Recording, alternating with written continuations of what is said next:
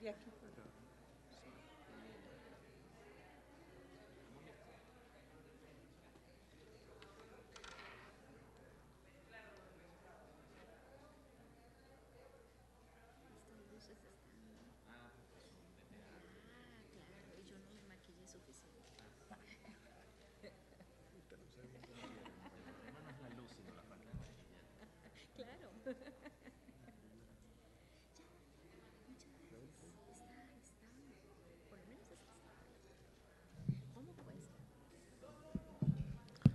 Vamos a dar inicio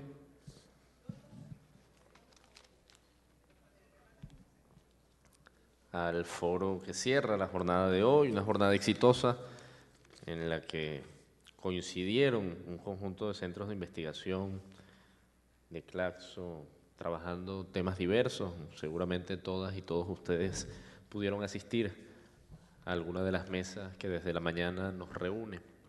Y esta tarde estamos aquí convocados para una conferencia de algunos de los miembros del Consejo Directivo de Claxo, teniendo como eje rector el Caribe y Centroamérica, sus procesos y realidades. Y para ello contamos con la asistencia y la presencia en mesa de los profesores y profesoras Leticia Salomón de Honduras, Carmen Camaño de Costa Rica y Armando Luis Fernández de Cuba, a quien damos la más cálida y cordial bienvenida, y agradecemos también por estar acá con nosotros compartiendo sus experiencias y sus investigaciones sobre esta realidad tan importante de Caribe y Centroamérica para Venezuela, que en los últimos años además ha conocido un acercamiento interesante, un acercamiento importante, fundamentalmente hacia el área del Caribe insular, a partir de distintos esquemas de integración que se han venido tejiendo, no solo desde el punto de vista energético, sino desde el punto de vista social también,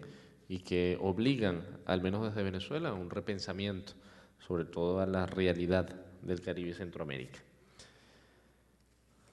Tenemos entonces tres ponentes a quienes propondríamos un tiempo estimado de 15 minutos por intervención, y someto a consideración de ustedes el inicio de esta actividad con alguna de las damas que me diga quién desea comenzar en función de los temas que van a tratar. Bueno, muy bien. La profesora Leticia Salomón, entonces, de Honduras. La profesora Salomón es socióloga, economista, igualmente investigadora en temas de defensa, seguridad y gobernabilidad democrática en el Centro de Documentación de Honduras desde hace 30 años, representante titular por Centroamérica en el Consejo Directivo de Claxo, coordinadora del Consejo Regional de Investigación del Consejo Superior de Universidades Públicas de Centroamérica y directora de Investigación Científica y del Sistema de Estudios de Posgrado en la Universidad Nacional Autónoma de Honduras. Siéntase en su casa, profesora, 15 minutos para usted. Gracias. Bueno, muchas gracias. Un saludo para todos ustedes y a los organizadores por la oportunidad de estar aquí compartiendo esfuerzos, estudios sobre lo que está pasando en mi país. En los últimos tiempos, Honduras ha pasado a ocupar un lugar muy importante en el escenario internacional por dos razones profundamente negativas. La primera de ellas por el golpe de Estado que se produjo en junio de 2009 y la segunda por ser el país con más tasa de violencia y de homicidios en el mundo en donde no hay guerra civil. Ambos fenómenos están colocados en el centro de las tareas políticas pendientes en el país en un proceso que todavía no se cierra. Para poder comprender un poco lo que está pasando en este momento en el país, convendría fundamentalmente presentar a manera de contexto general la idea de que Honduras tuvo un régimen militar durante casi 17 años seguidos, exactamente antes de iniciar el proceso de transición a la democracia en 1980. Esta transición a la democracia ha tenido tres fases. La primera de 1980-89, que era una especie de coexistencia de la democracia con Guerra Fría y con crisis centroamericana. La segunda del 90 hasta el 2009, que es un cambio del contexto internacional y regional, pluralismo, tolerancia, respeto a las diferencias, impulso de reformas militar, policial, judicial, fiscal y de todo tipo, y de 2009 hasta la actualidad, en que se produce una complejidad de fenómenos asociados al deterioro institucional, al resquebrajamiento del Estado de Derecho, la indefensión ciudadana ante el Estado, el incremento de la inseguridad asociada a la criminalidad común y organizada y la incapacidad de respuesta estatal ante esta inseguridad, además de corrupción extrema e impunidad. El tema de la impunidad se coloca en el centro como un tema fundamental que explica la ausencia de castigo por delitos o faltas cometidas a nivel político, a nivel social y de todo tipo en nuestro país. Podemos decir que en términos sociales, durante todo este largo periodo que va desde 1990 hasta el 2009, se produjo una especie de institucionalización de los movimientos sociales vinculados al agro, mediante programas sistemáticos de dotación de tierra, que apagó, por decirlo así, la movilización típica de los campesinos en la década de los años 80. Igual ocurre con el caso de los maestros, que comenzaron a concentrarse en demandas salariales que quedaron también institucionalizadas desde 1995, cuando se plantearon los famosos contratos especiales de los maestros con el gobierno, y finalmente una institucionalización también de los organismos de derechos humanos, que fueron concentrándose más en violencia contra mujeres y ocasionalmente en violencia contra periodistas. En toda esta larga fase, los desaparecidos prácticamente fueron erradicados como una práctica institucional del Estado, y aparecen entonces los organismos de derechos humanos ubicándose en otro tipo de luchas. El sistema de partidos políticos seguía concentrado en los dos partidos tradicionales, Partido Nacional y Partido Liberal, que tendieron con el tiempo a identificarse ideológicamente, y tres micropartidos incapaces de romper con la estructura del bipartidismo. Este es un elemento muy importante, porque esa diferencia sustancial que ocurrió prácticamente en toda América Latina en relación a los partidos más nacionalistas o más liberales, también ocurrió en el país, pero en ese entonces se asociaba el Partido Liberal como el partido vinculado a las demandas progresistas, los más vinculados a organizaciones sociales, y aquel partido que cuando ocupaba la presidencia de la República impulsaba cambios sociales importantísimos en la vida del país. Eso pasó a la historia. El Partido Liberal se fue volviendo conservador, de tal manera que muchos de sus líderes y candidatos parecían más del partido contrario al Partido Conservador, y algunos del Partido Conservador lucían más demócratas y progresistas que los propios candidatos del Partido Liberal. Eso, por supuesto, hizo que se entrara en una crisis tremenda ideológica de los partidos, y muy en particular del Partido Liberal.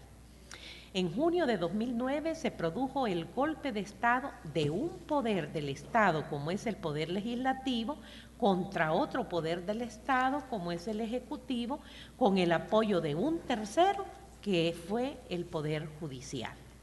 El golpe entonces fue dado desde el poder legislativo por el Partido Liberal contra un presidente de su propio partido, con la complicidad del Partido Nacional, los empresarios, la cúpula conservadora de las iglesias y, por supuesto, las Fuerzas Armadas.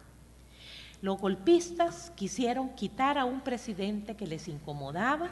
El partido contrario, el Partido Nacional, vio la oportunidad de ganar las elecciones con el desgaste político de su adversario, y los militares vieron la oportunidad de recuperar el poder perdido, de adquirir un nuevo protagonismo y de sacar la cuota correspondiente a su adhesión al golpe de Estado.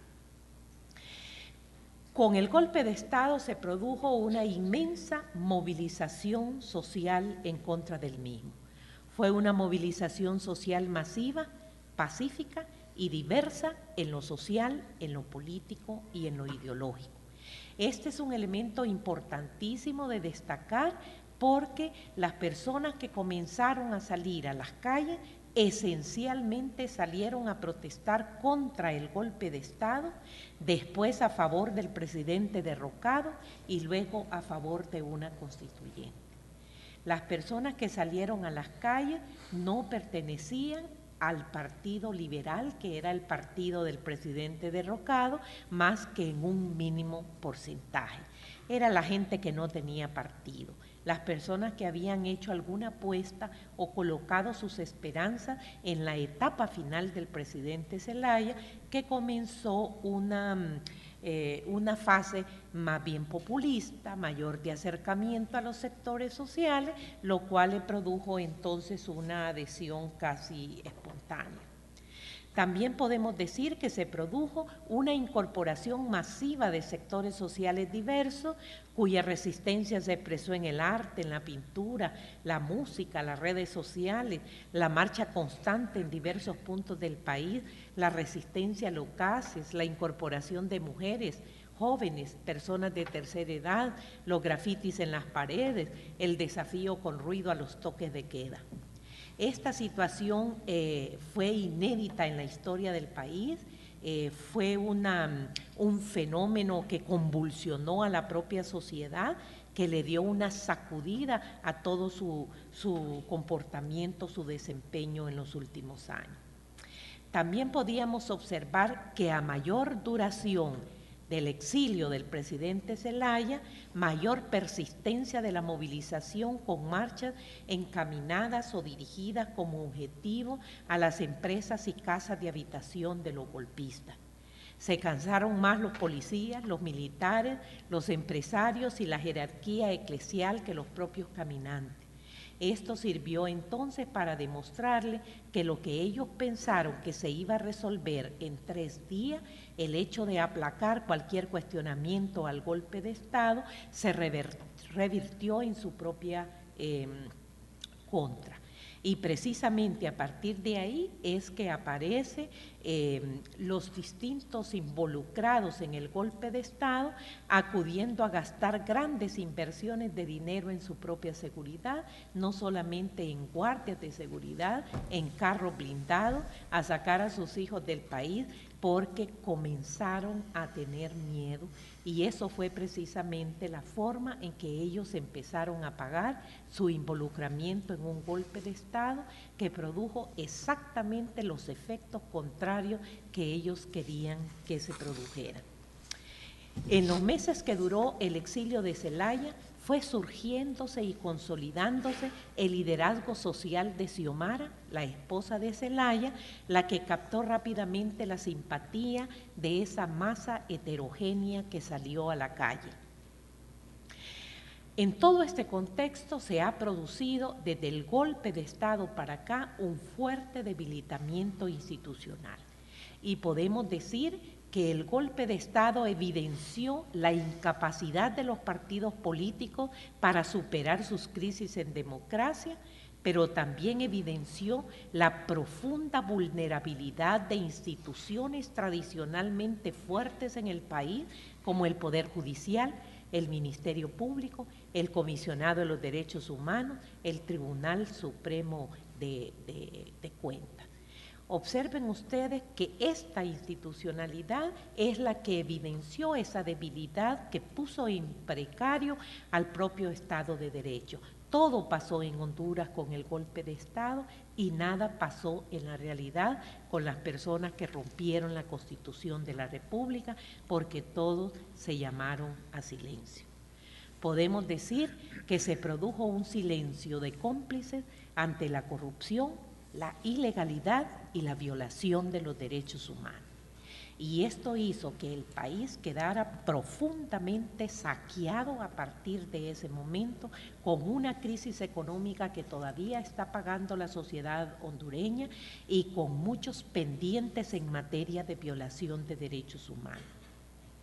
La violación de la Constitución con el golpe de Estado y los asesinados y perseguidos quedaron en la total impunidad. Campesinos que reclamaban tierras en el norte del país, en la zona de Laguán, periodistas que denunciaban lo que estaba ocurriendo, jóvenes gay que se habían unido con fuerte militancia a la resistencia, dirigentes locales vinculados igualmente a la resistencia y caminantes indiscriminados con cierto liderazgo social. Todo eso pasó en el país sin que pasara nada. Hoy muere cualquier persona y las autoridades no investigan, no rinden cuentas y nadie sabe si los mató un delincuente, los mató la policía o los mandó a matar las Fuerzas Armadas. La impunidad nuevamente aparece en el centro de nuestro país. Por supuesto que se inició un fenómeno interesantísimo que es la ruptura del bipartidismo en el país. Y podemos decir que en su momento ese fuerte movimiento de resistencia nacional tuvo que enfrentar la decisión de mantenerse exclusivamente en la lucha social o convertirse en partido político. Es así que luego de largas deliberaciones a favor y en contra, decidieron crear el Partido Libertad y Refundación Libre, que se inscribe para participar en las elecciones generales que se celebrarán el 24 de noviembre próximo. La situación del país es tal que nosotros podemos observar cómo hasta hace 2 meses esta candidata de este partido nuevo aventajaba al candidato del partido de gobierno por 12 puntos encima, con lo cual, por supuesto, vino a crear una sensación de preocupación y de miedo en todos los sectores que habían participado en el golpe de Estado. Los empresarios organizados a nivel de América Latina mandaron a una firma encuestadora externa para que les dijera si eran ciertos esos resultados y por supuesto que los corroboraron. Es más, hicieron la recomendación que si en el término de mes y medio no reducía el candidato de partido de gobierno a la mitad la distancia que lo separaba de la candidata del Partido Libre, iba a perder las elecciones. 1 mes y medio después, los empresarios nacionales traen nuevamente una empresa encuestadora de Estados Unidos para que les diga quién iba a ganar las elecciones y les dice con mucha claridad que si bien es cierto el candidato de partido de gobierno había subido 4 puntos, la candidata del Partido Libre había subido 6. Esto provocó prácticamente un cisma porque no podían entender cómo, producto de la resistencia al golpe de Estado, había surgido un partido político con una candidata encima mujer y esposa del presidente derrocado con posibilidades de ganar las elecciones. Inmediatamente comenzaron los empresarios a reunirse con ella, las Fuerzas Armadas a pedirle cita para ver cuáles eran las perspectivas y de esta manera comenzaban ya a asumir que prácticamente ella era la que iba a ganar las elecciones. Por supuesto, en el último mes y medio el partido de gobierno está gastando cantidades increíbles en la propaganda electoral.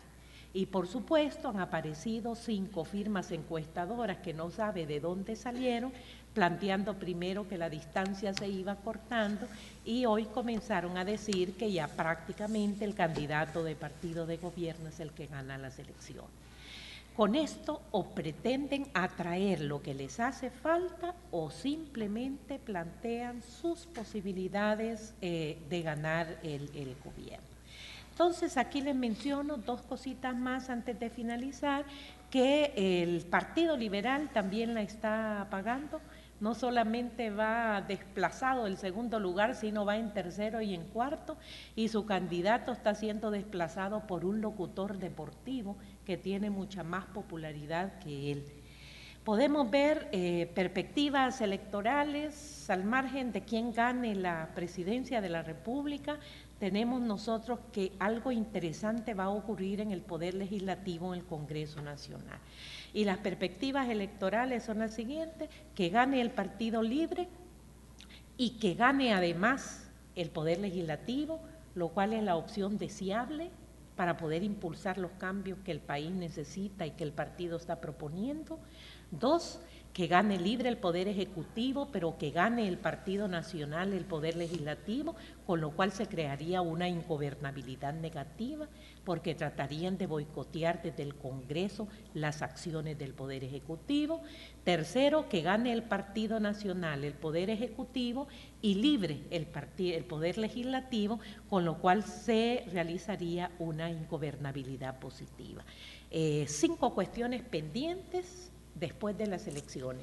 1, cómo enfrentar la situación fiscal en los próximos 100 días de gobierno, porque las arcas del Estado están totalmente vacías, luego de un saqueo muy fuerte que se ha producido con el actual gobierno.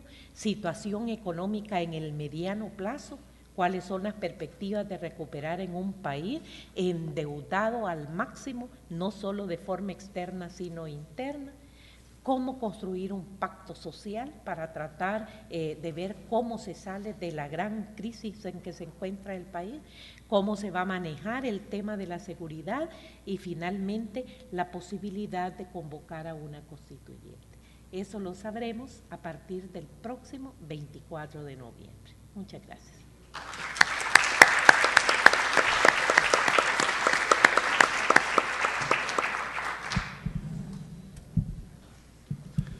Muchas gracias a la profesora Salomón por su relato analítico de todo lo que ha transcurrido a partir del golpe de Estado en Honduras, un golpe de Estado muy recordado por todos nosotros, a partir del papel que jugó Venezuela también con el asilo del presidente Zelaya y toda la entrada también del presidente nuevamente al país, a la Embajada de Brasil. Bien, seguimos con la profesora Carmen Camaño, de Costa Rica, catedrática de la Escuela de Psicología y directora del Instituto de Investigaciones Sociales de la Universidad de Costa Rica, licenciada en Psicología por la misma universidad, magíster en Estudios Psicoanalíticos por la New School for Social Research en Nueva York, PhD en Estudios Culturales Latinoamericanos, Caribeños y de los Latinos, también en Estados Unidos, autora del libro Entre arriba y abajo, la experiencia transnacional de la migración de costarricenses hacia Estados Unidos y diversos artículos sobre el tema de la migración y los procesos de construcción de subjetividades bajo el neoliberalismo. Profesora Camaño Morúa tiene 15 minutos también para compartir con nosotros. Gracias. Muchísimas gracias. Quisiera darles un gran saludo. Es mi primera vez acá en Venezuela. Hasta ahora me encanta, aunque he conocido apenas la calle del hotel hasta acá. Espero conocer un poquito más. ¿Sí? Ok.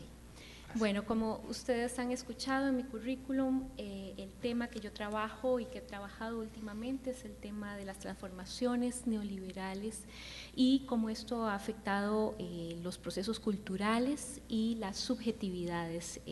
Yo parto de la psicología social y los estudios culturales. Sin embargo, hoy les voy a hablar de las acciones colectivas en Centroamérica. Esto porque en primera instancia me pidieron hablar de Centroamérica y pensé que un marco más general para entender lo que sucede en nuestra región podía ayudarnos a tener una discusión más a profundidad y porque por supuesto hablar de acciones colectivas también implica pensar en esas personas que son desplazadas y obligadas a irse de sus lugares de origen debido a las dificultades que encuentran. Entonces, voy a partir de un trabajo pequeño que hice de sistematización de la página, de las cronologías que se presentan en la página de Claxo, las cronologías que tienen que ver con el Observatorio Social de América Latina sobre las acciones colectivas que se dieron en el año 2012 y tomé un mes específicamente para cada uno de los países centroamericanos exceptuando Belice. Lo que hice fue retomar el último mes que se subió a la página por parte de los comités de OSAL de Claxo. Aquí quiero dejar un mensaje a Claxo porque por falta de financiamiento se ha interrumpido este programa. Sin embargo, esperamos retomarlo nuevamente porque es fundamental para darle un seguimiento a lo que pasa en nuestras sociedades. Otra salvedad que quisiera hacer es que las cronologías trabajan con fuentes secundarias. La mayor parte de estas fuentes son medios de comunicación colectiva que ya sabemos que tienen su propia visión sobre las acciones colectivas, ¿no? Entonces sí hay una mediación, una interpretación por parte de los medios que sin embargo no deja de hacernos un retrato, una fotografía. Entonces yo lo que hice fue tomar una Polaroid en las acciones colectivas y en determinado momento decir, bueno, ¿qué está pasando en el último mes, que fue entre junio y octubre para cada uno de los países en ese momento? Pues me voy a permitir leer para no pasarme muchísimo más del tiempo que tengo disponible. Yo titulé esto Centroamérica, las heridas abiertas y las acciones colectivas de la ciudadanía. A diferencia de las sociedades consideradas post-neoliberales, América Central sigue siendo y sufriendo las consecuencias de un capitalismo neoliberal cuyas políticas se han profundizado con su particularidad en cada uno de los países. Así encontramos sociedades profundamente desiguales en las que el aumento de la corrupción y el descreimiento en la política y los políticos marca los procesos electorales, y en donde la brecha entre campo y ciudad, la violencia estructural, ha aumentado después de 30 años de aplicación de políticas tendientes a desmantelar el Estado para facilitar la acumulación por desposesión. Varios de estos países aún sufren las heridas producidas por largas guerras civiles en los años 70 y 80, que los procesos de pacificación de los años 90 no cerraron, pues las estructuras jerárquicas, autoritarias, clasistas, patriarcales y racistas se mantienen. Esto se hace evidente con la exclusión de habitantes de zonas rurales, particularmente de campesinos e indígenas, entre otras poblaciones. En el año 1991, a la luz de la firma de acuerdos de paz en Centroamérica, el profesor Edelberto Torres Rivas planteaba que en la experiencia de 3 países centroamericanos, esto es Honduras, Guatemala y El Salvador, lo autoritario que se intenta superar no solamente es una estructura política, sino una manera de ser de toda la sociedad y su sistema de dominación incluido. Esto lo vemos el día de hoy claramente, 22 años más tarde.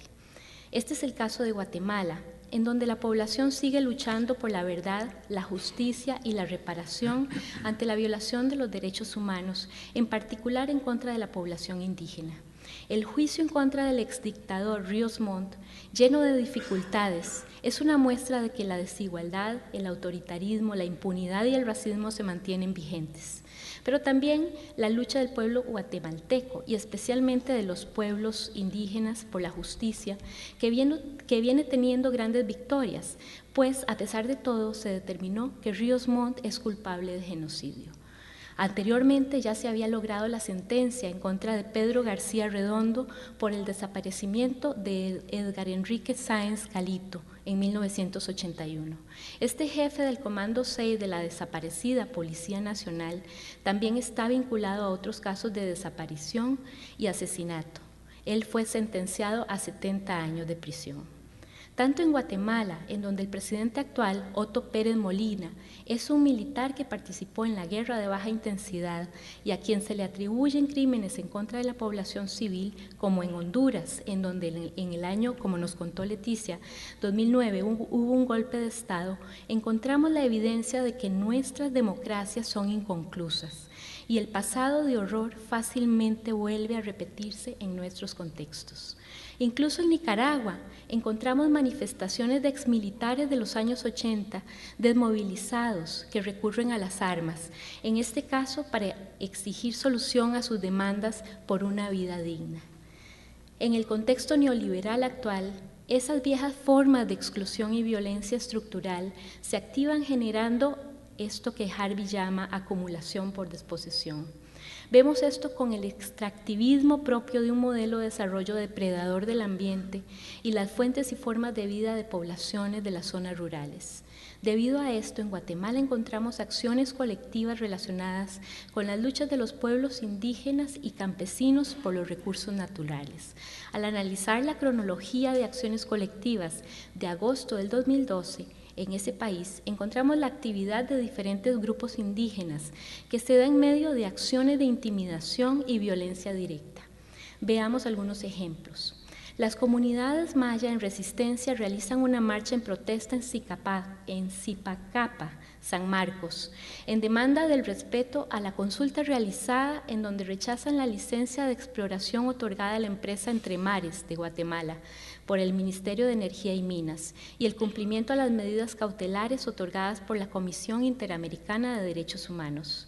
Autoridades indígenas y organizaciones de Sololá rechazan un proyecto de tipo geoeléctrico y se demanda al Ministerio de Energía y Minas dejar sin efecto la licencia.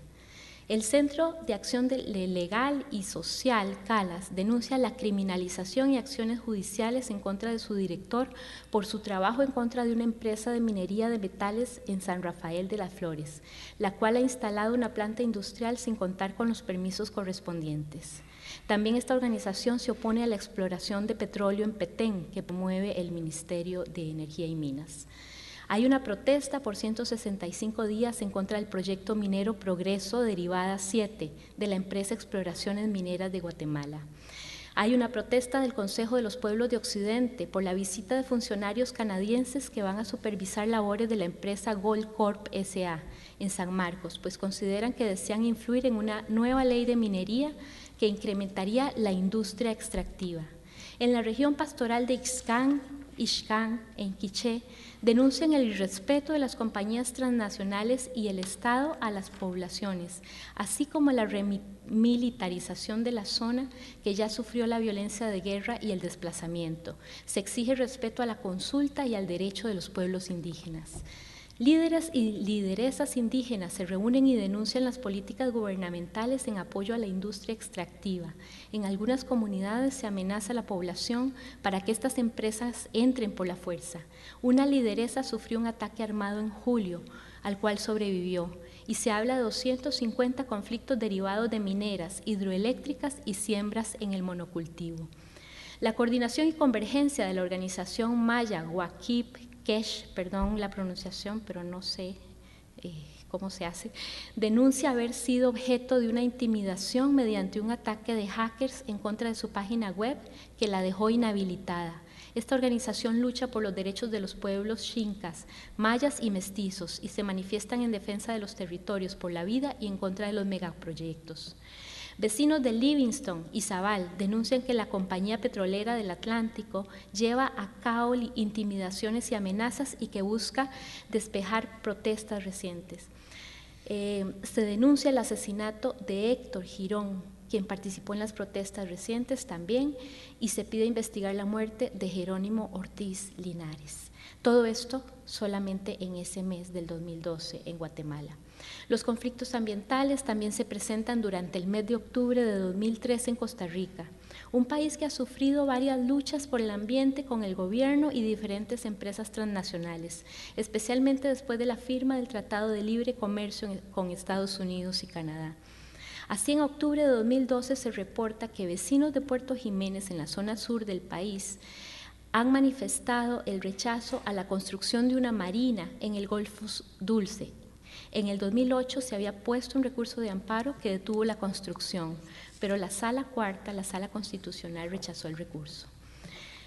El Frente Nacional de Sectores Afectados por la Producción Piñera, el Centro de Derecho Ambiental y de los Recursos Humanos, el Comité Local de la Unión Internacional para la Conservación de la Naturaleza y la regidora de la Municipalidad de Guásimo denuncia la falta de acción del gobierno frente a las denuncias de impacto ambiental y social de la expansión del monocultivo de la piña.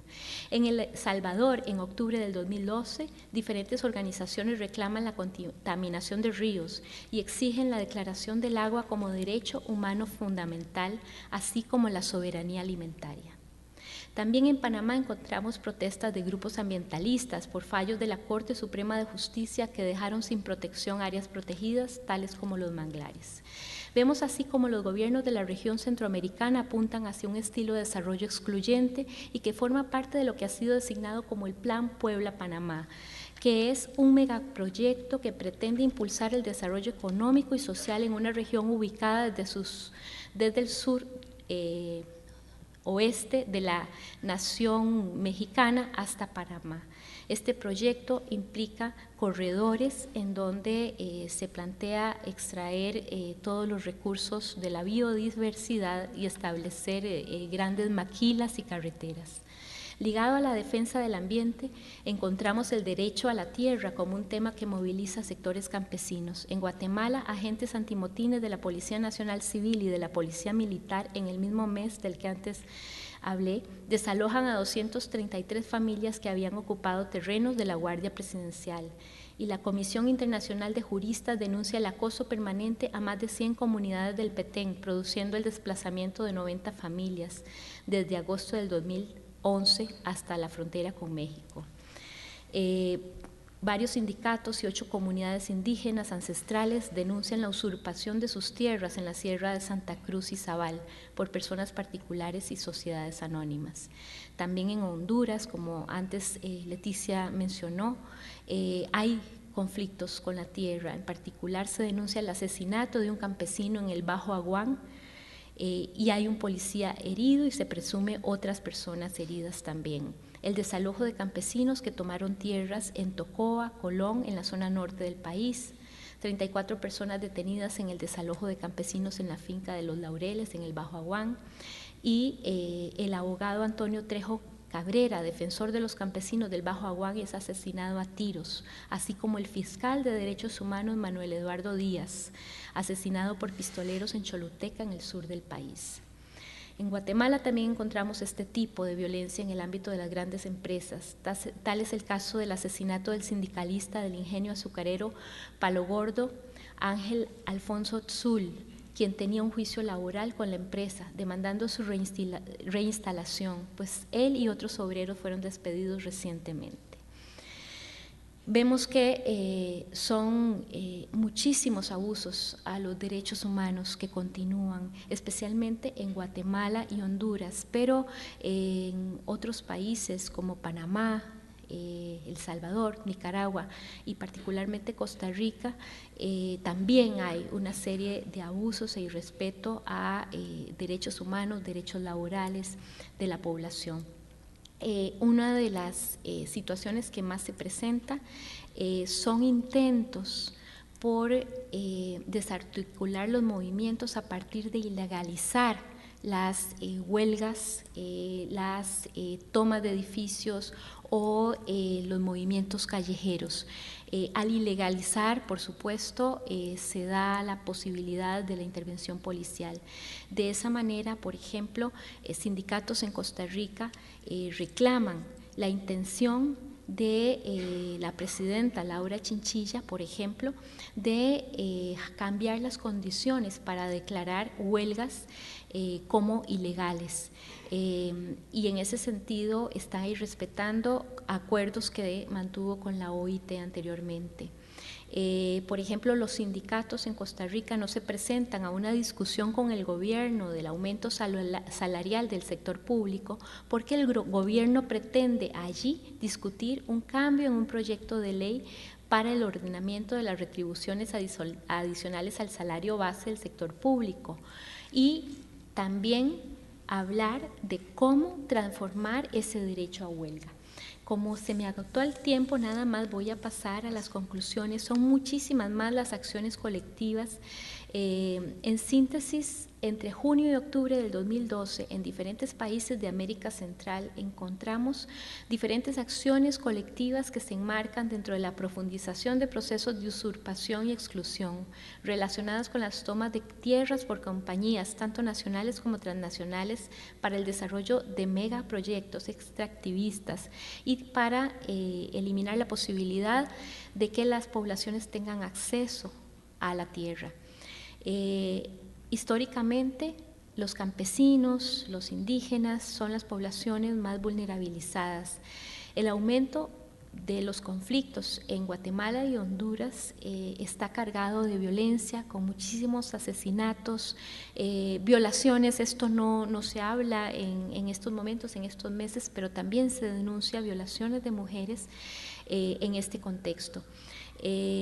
También encontramos irrespeto a los derechos laborales, tales como el de recibir un salario y el de asociarse. En Honduras es claro la falta de pago de salarios en diferentes instituciones y empresas, y la criminalización de la protesta. Especialmente esto lo vemos con leyes que se intentan pasar en Costa Rica y en Panamá. Lo dejo acá, muchísimas gracias.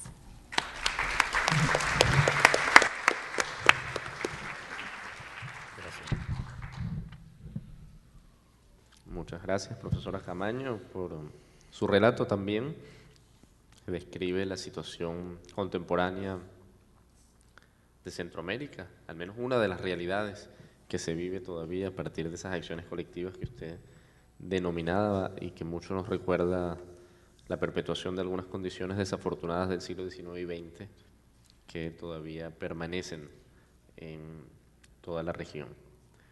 Para finalizar este ciclo de intervenciones, tenemos al profesor Armando Luis Fernández de Cuba. El profesor Fernández Soriano es historiador y sociólogo, profesor adjunto de la Cátedra del Caribe de la Universidad de La Habana, investigador de la Fundación Antonio Núñez Jiménez de la Naturaleza y el Hombre, que es una ONG que trabaja sobre temas ambientales. El área de trabajo del profesor Fernández abarca temas como movimientos sociales y medio ambiente en el Caribe, así como ecología política.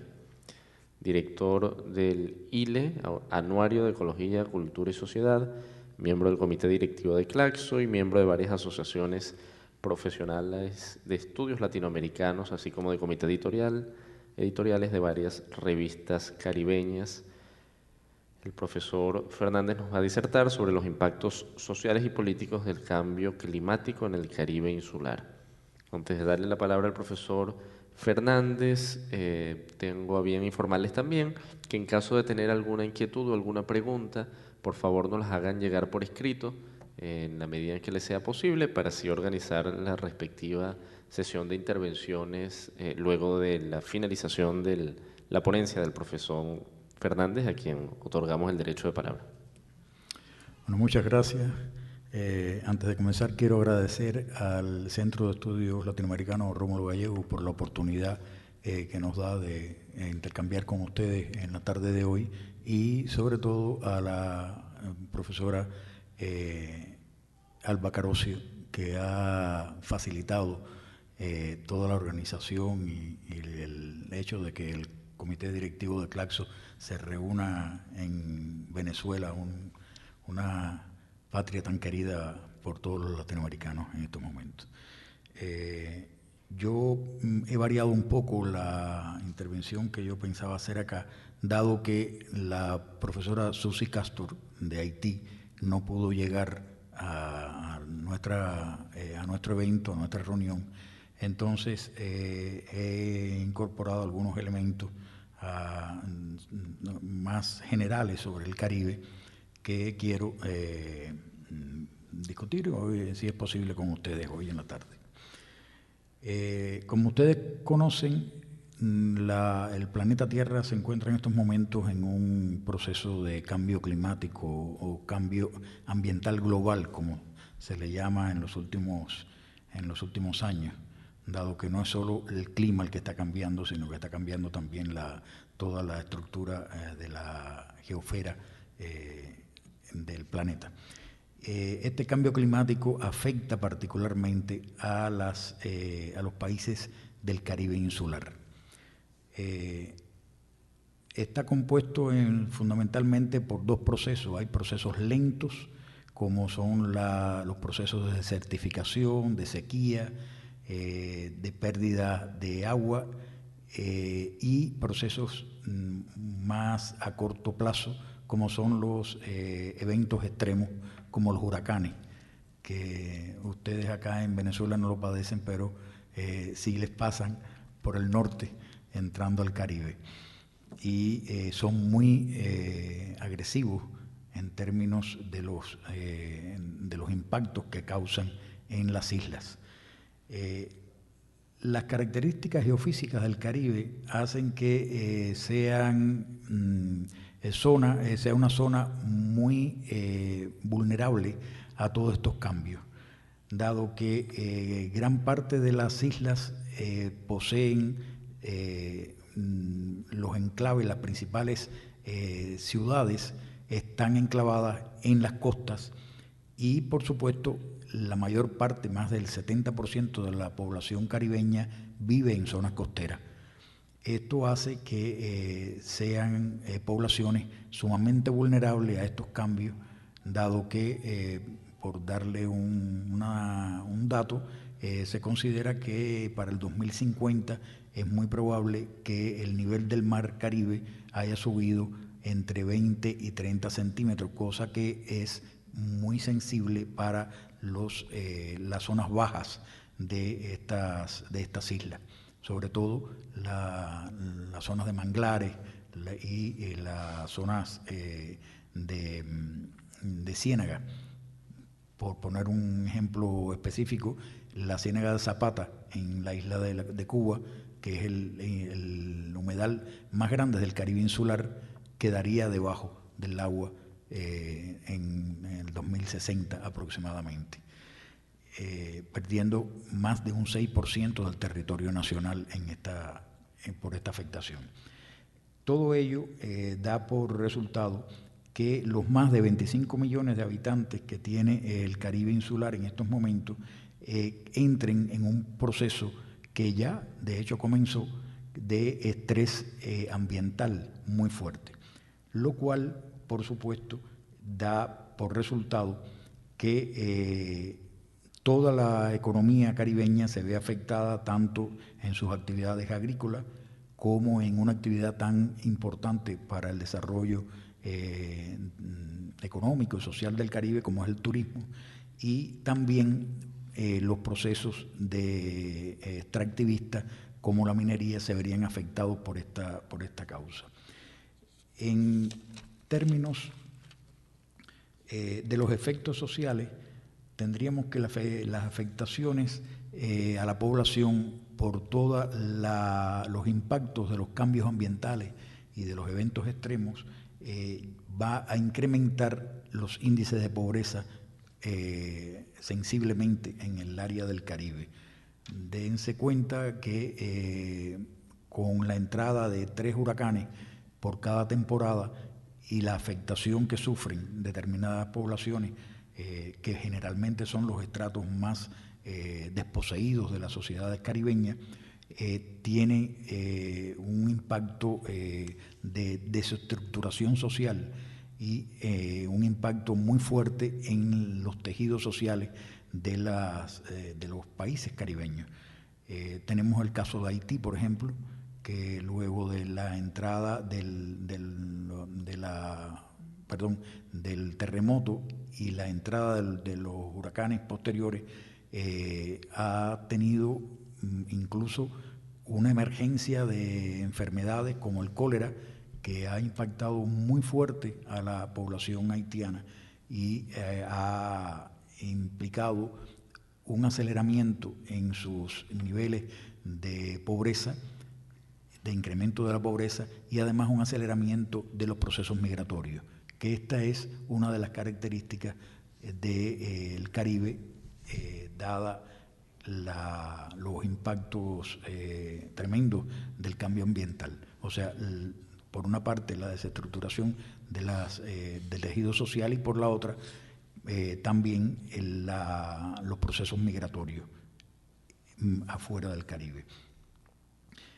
Esto lógicamente también implica efectos políticos dentro de la estructura de los países. El impacto de la pobreza impone políticas muy específicas para los gobiernos de la zona, para paliar estos niveles de pobreza y para tratar de solventar las pérdidas sufridas por la entrada de los eventos extremos. En este caso, muchos países no son capaces de articular una política centrada en la prevención y la mitigación por razones obvias, porque son países con una economía muy precaria, como Haití, por ejemplo. Son países que tienen un nivel muy alto de exportación de sus economías y se quedan muy pocas ganancias dentro de la economía nacional. Esto también implica un nivel de ingobernabilidad dentro de la región, en el caso que se expresa en gran medida también por procesos migratorios, por resistencias de las comunidades a cambios determinados en determinados países y sobre todo en la medida en que las inversiones extranjeras están entrando en determinadas zonas, como lo que acaba de plantear Carmen en relación con los procesos extractivistas. Por ejemplo, en República Dominicana, la Barrick Gold, una de las empresas mineras de minería del oro, está entrando con mucha fuerza en Dominicana porque se considera que tiene una de los yacimientos más grandes de oro de América Latina y está entrando con mucha fuerza. Y sin embargo, los beneficios económicos que deja esta actividad para el país es solamente el 3% de lo extraído por la empresa, y sí le deja un impacto ambiental muy fuerte que, combinado con los impactos del cambio climático, hacen que estas poblaciones sean poblaciones sumamente vulnerables a los cambios, a los niveles de pobreza y los cambios sociales. Esto también se refleja en la política internacional. Las relaciones internacionales del Caribe están, como ustedes quizás conozcan, marcadas por un fuerte movimiento integracionista que está desde hace ya décadas con el CARICOM, hace menos años por la Asociación de Estados del Caribe y más recientemente por el ALBA. Y todo este proceso integracionista tiene dentro de uno de sus ejes fundamentales el enfoque de los problemas surgidos a partir del cambio climático y de los eventos extremos. De hecho, una de las primeras, quizás creo que fue la primera ayuda que le llegó al pueblo haitiano cuando el terremoto y cuando los huracanes fue precisamente de acá, de Venezuela. Y por otra parte, bueno, los médicos cubanos que estaban también allí contribuyeron con su trabajo a tratar de bajar el índice de enfermedades, entre ellas la epidemia de cólera. Todo ello da por resultado que el Caribe no podrá en su futuro inmediato y a mediano plazo desenvolverse como estados individuales. Tendrá que ir cada vez más a buscar sus soluciones colectivas en un proceso de integración que mantenga un nivel de independencia interna de la región y de cooperación y colaboración entre los estados para poder crear realmente un espacio de confluencia y de beneficio social colectivo para todos el ámbito caribeño. Hasta aquí llego.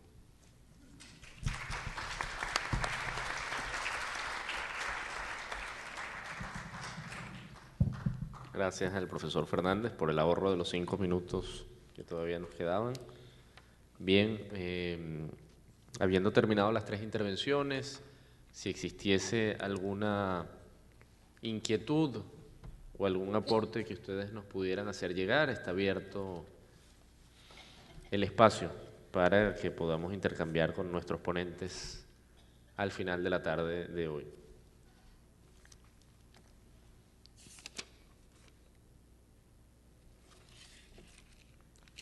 Bueno, creo que todo quedó perfectamente aclarado. Creo que levantan la mano, sí, adelante, por favor.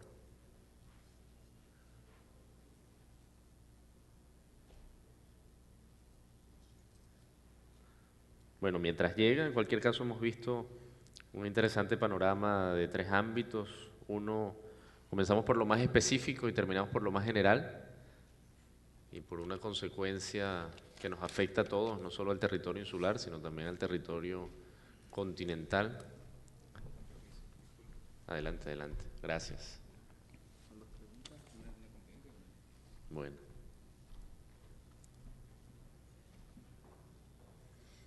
Creo que son 2 preguntas generales, las hacemos generales entonces.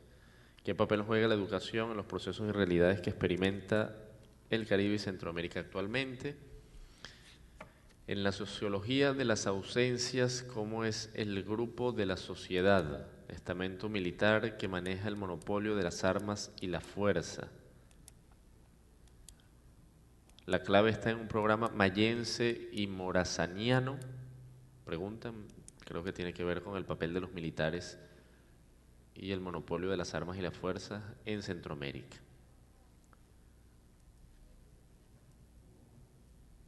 ¿Existe alguna otra inquietud? Bien, de no existir, entonces damos 2 minutos adicionales, si les parece, a todos los ponentes, para que bien sobre estas 2 interrogantes, bien sobre alguna idea que no haya quedado lo suficientemente redonda, puedan concluir sus intervenciones. Damos la palabra entonces a la profesora Salomón, primero. Sí.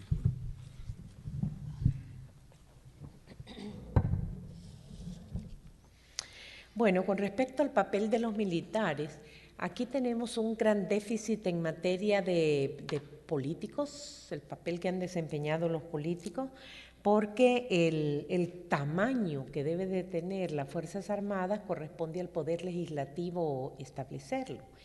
Y en este sentido, entonces, tenemos nosotros unas Fuerzas Armadas que se volvieron muy grandes con el argumento de la Guerra Fría. Entonces, en esa época fueron creciendo, no solamente en la estructuración de sus distintas fuerzas, sino en la cantidad de jóvenes reclutados a través del servicio militar obligatorio. Pasa la Guerra Fría, se elimina también el servicio militar obligatorio y las Fuerzas Armadas siguen manteniendo el mismo tamaño y por lo tanto consumiendo el mismo o mayor presupuesto. Con toda esta etapa de clima de inseguridad, lo más fácil para nuestros políticos es decir que los militares salgan a la calle para realizar tareas de seguridad. Y en el momento en que los sacan a las calles, ellos sienten que tienen una razón para seguir existiendo y para decir no nos reduzcan porque estamos desempeñando un papel. La tendencia debe ser a reducir las Fuerzas Armadas al desempeño de la misión por la cual surgieron y fueron creados, que es la defensa externa. En ese sentido, pues la importancia de tener Fuerzas Armadas se va reduciendo en la medida en que los límites geográficos y terrestres han ido desapareciendo, en la medida que se han delimitado ya los, valga la redundancia, los límites marítimos, y en ese sentido las posibilidades de que se tengan Fuerzas Armadas grandes van desapareciendo. Entonces son Fuerzas Armadas lo más pequeñas posibles, por supuesto, en relación con cada uno de los países. En el caso de Centroamérica se ha logrado establecer un balance de fuerza, de tal manera que nadie pueda aumentar de manera imprevista no solo la cantidad de personas en armas, sino también el equipo de guerra que puedan ir obteniendo. Desde mi punto de vista, lo inmediato debe ser la reducción de las Fuerzas Armadas, lo que implica modificar la Constitución de la República, en el caso de Honduras, que le otorga un montón de tareas en materia de salud, de educación, de vialidad y de no sé cuántas otras cosas, y en el futuro inmediato pensar si todavía es necesario llegar a tener Fuerzas Armadas. Ese es un debate pendiente todavía en nuestros países y muy en particular en países como el nuestro, en que las Fuerzas Armadas aprovecharon un momento de crisis política para salir nuevamente a las calles a hacer de las suyas igual que lo hacían en el pasado. Y también pasaron la factura. Ellos están ocupando en este momento 5 instituciones estratégicas en la vida del país que las habían ocupado en el pasado reciente, tanto la Oficina de Migración como la Oficina de Telecomunicaciones, Marina Mercante, y ahora con funciones muy claras en la policía. Entonces, eso es negativo, se tiene que ver qué es lo que se quiere y qué se puede hacer para reducirlas al mínimo y dejen de convertirse en una amenaza. En materia de educación, los retos son bastante grandes. De repente el tiempo no nos ajusta para poder hablar del mismo. Quizás con mayor propiedad yo les podía hablar de los retos en educación superior y muy en particular los retos en investigación científica y en vinculación de la universidad a la sociedad, que esos son los 2 grandes déficits que tienen las universidades públicas en Centroamérica, por supuesto en unas más que en otras, porque hemos sido tradicionalmente universidades de docencia.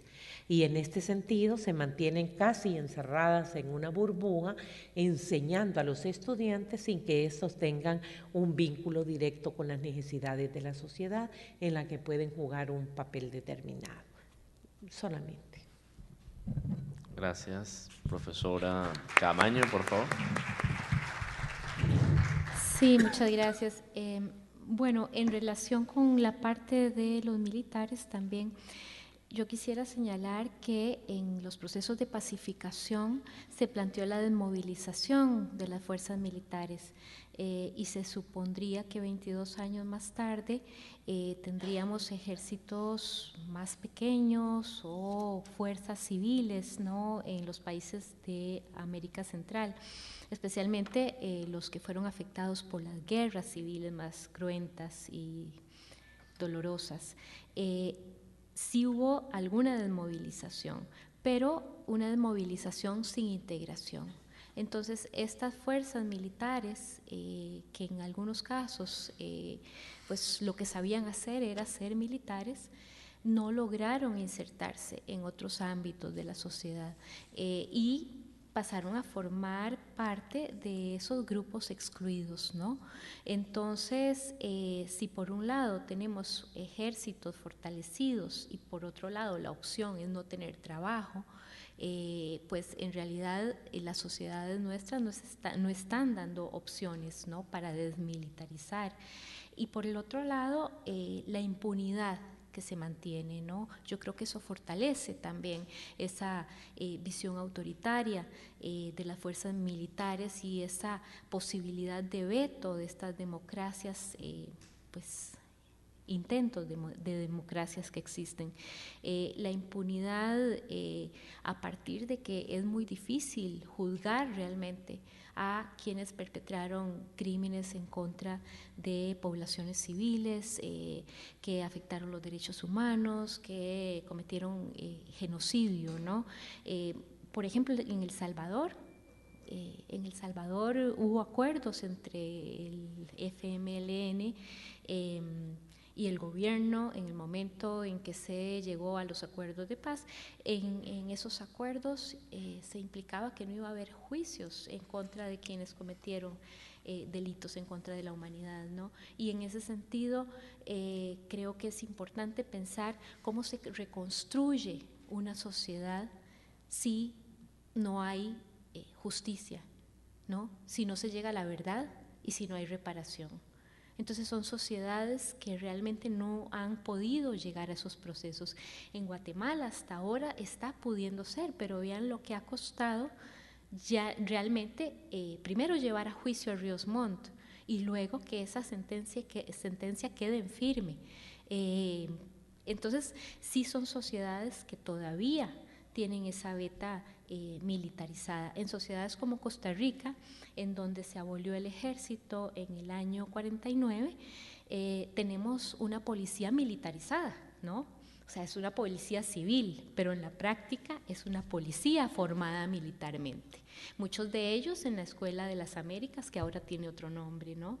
Entonces, se recurre a esa represión, y esa represión además es parte de una estrategia regional impulsada, por supuesto, por ya sabemos quién. Y esa estrategia regional implica mantener fuerzas que controlen a la población, ¿no? Ahora con la excusa de la lucha contra el narcotráfico y la lucha contra la trata de personas. Entonces la migración también se convierte en un objeto de las fuerzas militares. Por el otro lado, con respecto al tema de la educación, después de 30 años de neoliberalismo en Costa Rica, hay un desmantelamiento de la educación pública. Se nota en la infraestructura, se nota en la falta de capacitación de maestras, maestros, profesores de secundaria, se nota en el autoritarismo que lleva a muchas personas a hacer acciones colectivas en las escuelas y colegios para sacar a directoras y directores que abusan de los estudiantes, ¿no? Entonces, estos procesos de desmantelamiento a nivel económico tienen un impacto psicosocial que hace que sea muy difícil entonces hacer transformaciones en nuestras sociedades. Si eso pasa en Costa Rica, en donde se supone que hay una inversión importante en educación, ¿qué pasa en otros países en donde esa inversión es menor? Por otro lado, tenemos las luchas de las maestras y los maestros, ¿no? Que las vemos en Honduras, en Panamá, que son luchas fuertes en contra de la violación de sus derechos salariales, de sus derechos como trabajadoras y trabajadores, pero también en defensa del resto de la población. Entonces tenemos esa contradicción. La educación es un medio importante en donde habría que pues poner más esfuerzos. Sin embargo, la lucha ahí se nota con este sistema capitalista que cada vez pues afecta más a mayor cantidad de gente. Gracias. Gracias, profesora Camaño. Finalmente, el profesor Fernández. Bueno, yo creo que efectivamente el tema de educación está en el centro de la las capacidades creadas o por crear en la población en relación con los temas ambientales y sobre todo con la cuestión de los eventos extremos. La educación ambiental debía ser parte, y es un déficit en todos los sistemas educativos que yo conozco en el Caribe. La educación ambiental debía ser parte de estos sistemas desde la primaria hasta los niveles universitarios. Sin embargo, no lo es así. Las poblaciones caribeñas necesariamente tienen que saber dónde viven y cómo actuar en determinados momentos. Por ponerle un ejemplo, hace 3 años, en un huracán que azotó la costa sur de la isla de Cuba, se inundaron las zonas bajas de la costa sur y, por supuesto, entró el agua en poblados como Santa Cruz del Sur, que ya en la década del 30 había sido barrida esa población por un tsunami causado por un huracán también, y había causado en aquella época 3.000 muertos. Fue una de las catástrofes más grandes de la historia cubana. Sin embargo, en esta ocasión no hubo que lamentar pérdidas humanas, pero sí hubo que lamentar pérdidas de propiedades de toda esa población que perdió sus viviendas, perdió prácticamente todo lo que no pudieron sacar de las viviendas.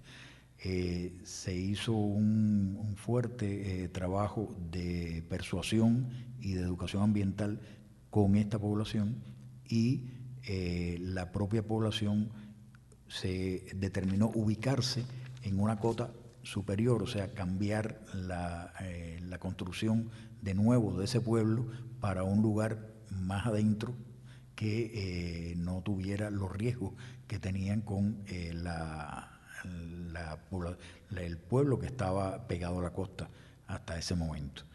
Esto, lógicamente, bueno, tuvo todo el apoyo del gobierno cubano, se construyó el pueblo, pero desde el punto de vista cultural implicó un cambio de cultura dentro de esa población, que era una población de pescadores que tenía ya toda una cultura ancestral en relación con su relación con el mar, y al moverse hacia tierra adentro, ahora tienen que hacerse campesinos. Entonces, todo esto implica un cambio cultural muy fuerte que lógicamente los ha afectado y tendrán que asumir este cambio durante un periodo de tiempo determinado. Sin embargo, desde el punto de vista de la educación ambiental, se está trabajando por la vía de la educación no formal, o sea, no dentro de las estructuras de escuelas y demás, con poblaciones de alto riesgo o vulnerables, en el caso cubano específicamente. Y también conozco que en Haití hay un proyecto que se está llevando de corredor biológico marino que coge por el sur cubano, por la zona de Santiago, toda la zona esta costera, por la península de Tiburón en Haití, y llega hasta República Dominicana. O sea, es un parque que se está constituyendo, un corredor biológico trinacional. Y en este caso está acompañado de procesos de educación ambiental con las poblaciones asentadas, tanto en Haití como en República Dominicana. Esto es una experiencia muy interesante a los efectos de los procesos integrativos de los cuales yo le hablaba. Por lo tanto, creo que uno de los elementos fundamentales del futuro en la cultura necesaria de nuestros pueblos caribeños es precisamente la educación ambiental. Bueno, muchas gracias al profesor Fernández. Agradecemos a todas y todas su asistencia. ¿Tienes otra pregunta? Perdón.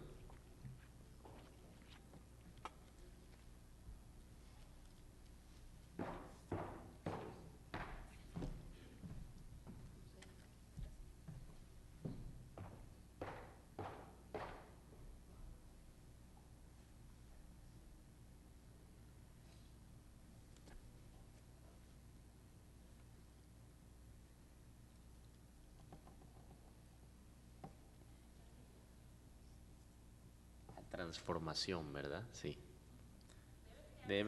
Sí, es más fácil que la leas, creo. Sí, sí, adelante. Debe crearse una ley. No, desde ahí se escucha perfecto. Debe crearse una ley, ¿verdad?, donde se toque el tema, ¿no?, de transformación universitaria, porque no existe una ley que transforme la universidad. De hecho, tanto las universidades públicas como privadas, las metodologías y las enseñanzas están viviendo un proceso sociopolítico, y que tenemos que reconocer que el presidente nos ha dado esas herramientas para formar seres humanos libres.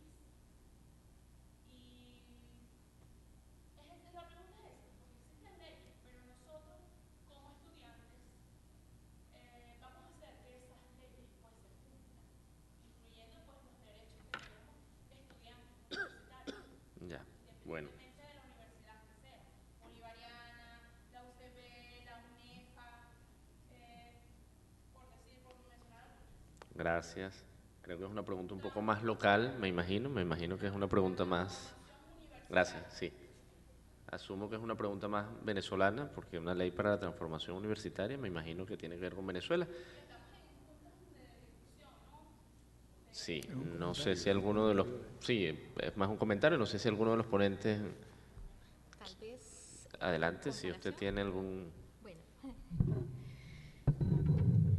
Bueno, yo parto de una creencia muy firme en que la universidad debe ser autónoma, libre, ¿no?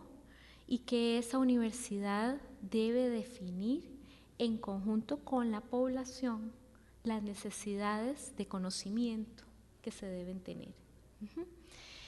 Dicho esto, ¿no?, creo que la universidad debe ser absolutamente crítica y no necesariamente pues ir en conjunto con lo que plantean los gobiernos, independientemente de qué gobierno sea, ¿sí?